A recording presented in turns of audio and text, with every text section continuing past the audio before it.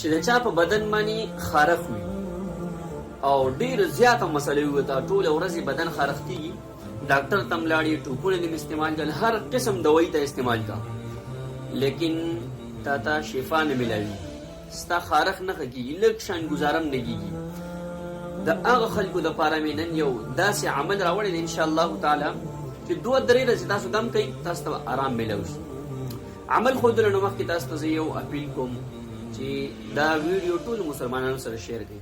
چاته به د سکین مسله وي، خارښ به وي ورته، د عمل به ورته میلاو شوی وي او 2-3 ورځو کې به انشاءالله الله شفا ورکړي او تا ته به ټول عمر دعاګانې کوي. راځئ عمل ښیم تاسو ته. روزانه د قرآن مجید دا تلاوت فکسونا العظام لحما ثم انشأناه خلقا آخر فتبارك الله احسن الخالقین. دا آیت تاسو ته ښکاري په سکرین باندې.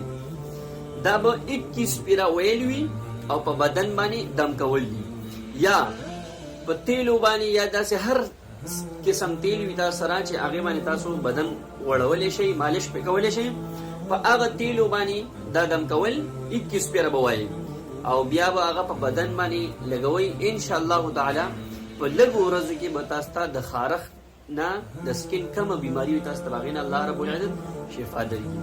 که دا ویډیو ستاسو خوښه شوې وي مخکې ضرور شیر کړئ.